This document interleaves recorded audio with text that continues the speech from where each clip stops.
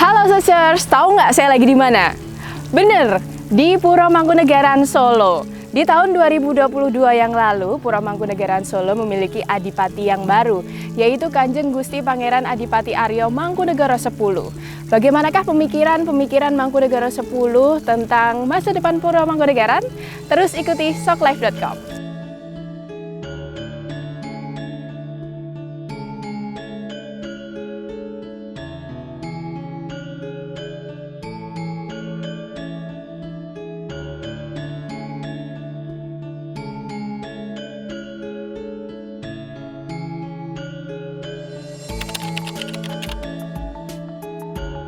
Saat itu ya Mbak ya, berarti saat saya baru tahu gitu ya.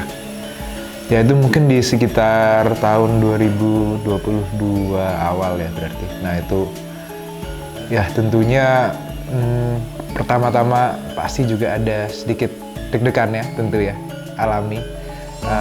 Tentunya kan ini merupakan suatu tanggung jawab yang besar.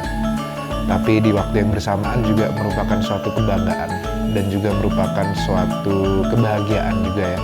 Tentu dari sisi pribadi untuk bisa melanjutkan Romo, meneruskan semangat, visi Romo dan tentu eyang-eyang para leluhur lainnya itu merupakan suatu tanggung jawab tapi juga amanah dan kebahagiaan yang besar juga untuk saya. Karena bisa merawat Mangkunegaran, melanjutkan perjalanan kiprah Mangkunegaran ke depannya itu kan suatu berkah dan ya dampaknya itu kan yang bisa potensi memberikan dampak terutama dari sisi kebudayaan dan terhadap masyarakat itu kan besar sekali. Tentu dengan Mangkunegaran ini kan Projo Mangkunegaran dengan segala perjalanannya yang sudah sangat panjang ya Mbak ya. Hingga hari ini itu sudah 266 tahun bahkan. Dan untuk menjadi Mangkunegoro yang ke-10, nah melanjutkan para leluhur yang luar biasa dengan segala pencapaiannya, dengan segala pasang surutnya, melanjutkan Romo. Nah itu walaupun memang tentu tekanannya tetap ada, deg-degannya juga ada, tapi justru yang lebih besar dari itu ya menurut saya kebahagiaannya dan juga kebanggaannya itu lebih besar lagi lah dari itu. Karena sekali lagi yang kita coba lakukan di Mangkunegaran ini ya bagaimana kita bisa membangun fondasi kebersamaan yang kuat di dalam Mangkunegaran dengan para abdi dalam, dengan keluarga, dengan para sentono dalam, kerabat, dan sebagainya untuk kita bisa bersama-sama dari sini kita juga bisa membawa dampak yang positif untuk masyarakat di luar sana juga. Kesehariannya tentu sangat berubah ya Mbak ya. Dulu mungkin saya lebih sibuk dengan dunia ya sesuai pendidikan saya dulu pendidikan hukum di UI. Saya kemudian lulus menjadi seorang pengacara corporate pada saat itu. Terus kemudian tentu untungnya memang sejak kecilan saya udah dididik oleh Romo ya.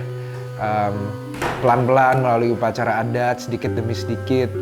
Terus kemudian setelah itu tanggung jawabnya ditambah yang mungkin dulu dari sisi upacara adat dulu hanya sebagai tamu anak kecil mungkin belum paham ya, ini acara apa juga belum paham, masih SD atau TK gitu. Nah SMP saya diberi tanggung jawab lebih misalnya saat suruh untuk bawa pusoko, SMA, nah itu saya jadi pemimpin upacaranya. Jadi pelan-pelan memang Romo sudah mendidik ya, dan belajar itu saya dari Romo itu banyak sekali.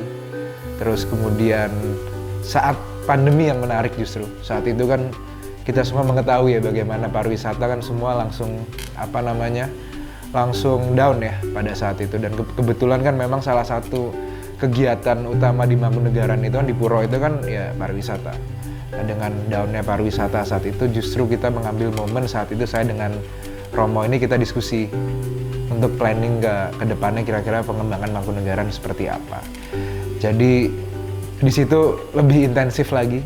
Itu mungkin di 2020 ya Mbak ya, 2020. Dan akhirnya rencana itu yang kita buat sama-sama waktu itu bersama Romo, tapi malah kepakainya untuk diri sendiri. Ya, tapi untungnya ya sudah dipersiapkan. Jadi walaupun memang kesehariannya berbeda ya antara dulu dengan sekarang, tapi transisinya itu semua seakan-akan oleh Romo itu juga sudah dipersiapkan, sudah diperhitungkan. Hingga hari ini kita bisa lebih berprogres dan fondasinya itu sudah ada. tugas pertama waktu itu, pertama itu dulu acara ruahan kalau nggak salah. Pertama itu kita mungkin selang hanya sekitar berapa hari kayaknya, bahkan itu dulu pas waktu upacara adat ruahan yang untuk menyambut bulan Ramadan saat itu, untuk nyekar dan sebagainya. Itu yang pertama, jadi jaraknya sangat mepet waktu itu, mungkin sekitar hanya nggak nyampe seminggu bahkan. Dan setelah itu kita ada kegiatan juga untuk menjadi tuan rumah G20 juga saat itu.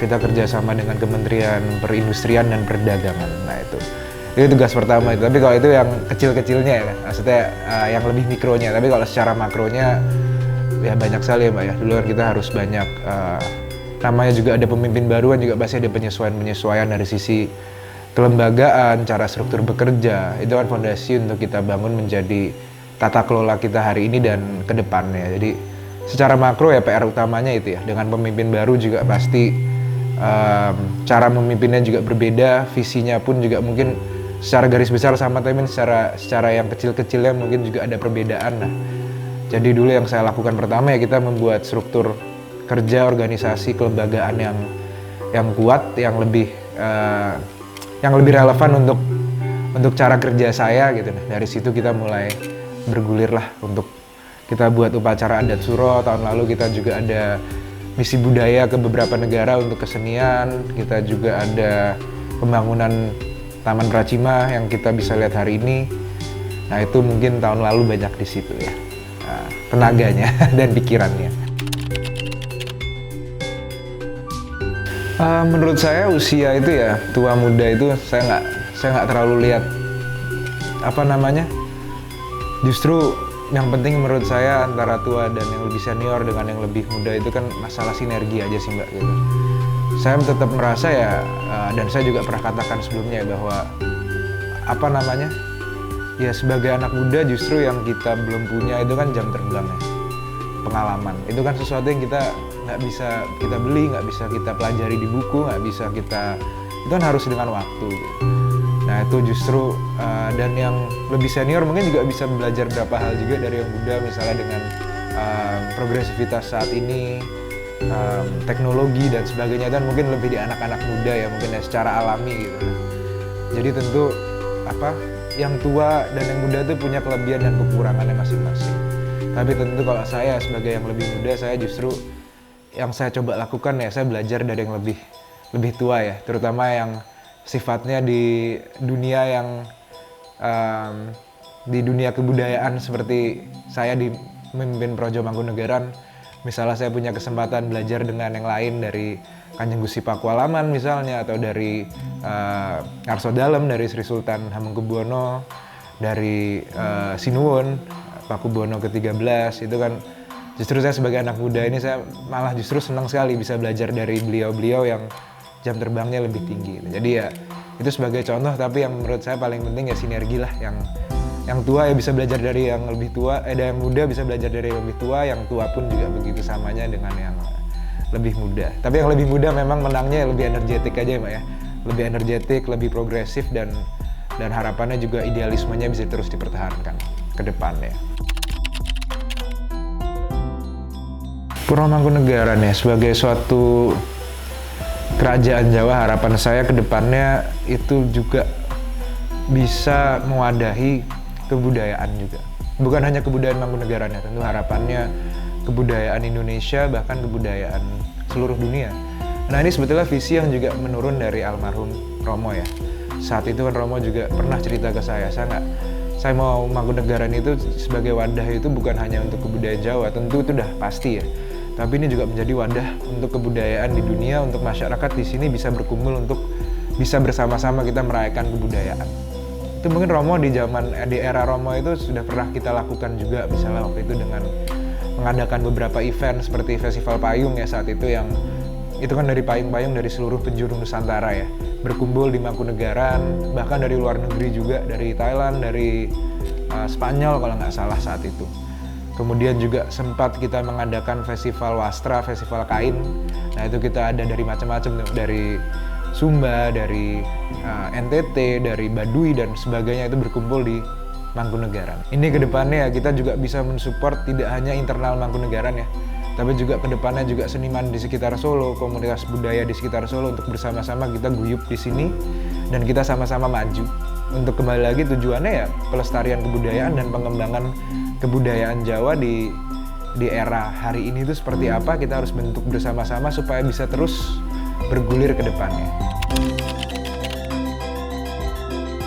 Ya itu justru memang mencoba kita lakukan ya Mbak ya, karena kan yang namanya untuk melestarikan tadi kan juga butuh regenerasi. Jadi ilmu itu kan harus diturunkan ya, mungkin dari orang tua kepada anaknya, terus anaknya ke anaknya dan seterusnya kan. Nah kalau tidak, tali itu tidak terjalin, itu kan terputus, akhirnya kebudayaannya juga akan, informasi itu kan juga akan hilang gitu ya Mbak ya. Nah itu yang makanya banyak sekali kegiatan yang kita coba lakukan yang targetnya itu memang untuk anak muda. Nah misalnya kemarin saat libur lebaran kemarin, kita coba membuat beberapa kegiatan yang sifatnya bukan hanya sebagai show ya, sebagai tontonan, tapi juga sebagai activities di mana para wisatawan ini bisa menjadi bagian dari kebudayaan, yang bukan hanya melihat, tapi menjadi bagian. Seperti kita buat ada namanya program Lokakarya ya, yang di Taman Pracima. Nah itu kan sebetulnya program yang sifatnya lebih santai, yang lebih kegiatan masa kini ya, seperti merangkai bunga, terus juga dengan keterampilan melukis kartu pos dan sebagainya. Dan itu sebetulnya kan kegiatan yang umum ya di era hari ini, tapi kita buat untuk memperkenalkan sejarah dan kebudayaan Mangkunegaran, karena dulu misalnya di situ contohnya dilakukan Lokakarya di Balai Siswarini itu yang dulunya merupakan tempat untuk sekolah bagi perempuan saat itu. Nah itu kan makanya narasi itu kita bawa dan akhirnya wisatawan pun tahu, oh jadi ternyata dulu bahkan di era 100 tahun lalu pun, sekitar 100 tahun lalu pun sudah ada pendidikan untuk perempuan di Mangkunegaran dulu oleh Eyang Buyut saya Mangkunegara ke-7. Program-program lainnya misalnya kita adakan workshop tari, karawitan, memasak, menulis aksara Jawa yang kita kemas dengan yang lebih ringan, lebih santai. Nah harapannya ini masyarakat bisa tidak sungkan untuk mencoba, minimal itu dulu. Dari mencoba, dari kenal, harapannya juga lebih punya rasa kepemilikan. Nah dari situ bisa lebih jauh lagi. Tapi kita untuk ini kita memang sangat fokus di pendidikan memang, karena ya untuk kita bisa mentransfer suatu pengetahuan, suatu keterampilan itu kan memang paling efektif atau paling umum itu kan melalui pendidikan ya Pak ya. Jadi kedepannya kita akan banyak program pendidikan yang kita lakukan secara harian, terutama untuk dari sisi seni budaya yang sangat terbuka untuk masyarakat. Ini mungkin sekitar satu bulan inilah. Nanti masyarakat bisa ikut program kita untuk tari dan karawitan. Nah ini harapannya akan sangat open sebetulnya. Jadi semua orang bisa ikut. Nah nanti tinggal bagaimana setelah itunya kita bangun sama-sama lah. Justru sebagai pusat budaya itu kan Mangkunegaran itu menjadi tempat masyarakat bisa tentu ya berpariwisata, berbasis kebudayaan itu sudah pasti. Tapi tidak hanya itu, Mangkunegaran juga harapannya ke depannya bisa menjadi satu tempat untuk belajar berdiskusi bersama tentang apakah itu tentang Mangkunegaran atau tentang kebudayaan Jawa lebih umumnya lagi, atau bahkan tentang kebudayaan lainnya. Itu menjadi tempat belajar. Jadi ketika seseorang datang ke Mangkunegaran itu juga bisa membawa pulang pengetahuan baru dan mempunyai spirit yang lebih kuat lagi tentang kebudayaan yang kita miliki. Itu tadi satu sebagai tempat belajar, dan kedua juga menjadi tempat berkarya. Itu yang paling penting. Terutama ya kita bicara untuk mungkin generasi anak-anak muda ya. Karena kebetulan saya masih muda, jadi mungkin lebih mudah untuk kita bisa berkomunikasi gitu ya. Yang namanya kebudayaan yang ingin kita bentuk itu adalah kebudayaan Jawa yang tentu berdasarkan akar dari masa lalu yang sangat panjang, tapi bagaimana juga bisa mengkontekstualkan itu di hari ini tentunya. Dan tentunya ini juga membutuhkan partisipasi dan ketertarikan dari anak muda. Jadi justru kita mengundang anak-anak muda untuk bisa sama-sama kita melihat dulu lah kebudayaan Jawa atau kebudayaan Mangkunegaran pada khususnya, dan dari situ kita sama-sama kita sentuhin sama-sama supaya kebudayaan sebagai identitas kita, sebagai identitas masyarakat Indonesia itu bisa terus kita lestarikan ke depannya kepada anak dan cucu kita suatu hari nanti. Dan tentu harapannya kebudayaan juga bisa menjadi bagian dari kehidupan sehari-hari kita. Tapi tentu PR-nya juga tidak hanya di masyarakat ya, tapi justru juga di kami. Bagaimana kebudayaan ini bisa menjadi suatu bagian dari kehidupan sehari-hari kita semua, itu membutuhkan pemikiran yang lebih jauh juga sebetulnya gitu. Tapi ya kita pokoknya apa yang kita lakukan di Mangkunegaran itu sangat terbuka, dan justru kita mengundang teman-teman semua untuk kita bisa sama-sama menjadi bagian dari perjalanan ini.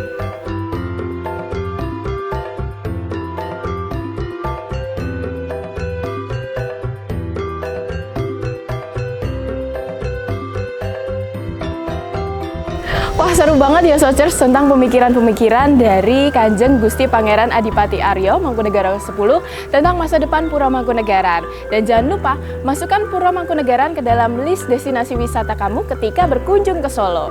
Dan terus tonton channel kita untuk informasi menarik lainnya. Jangan lupa subscribe ya. Sampai jumpa.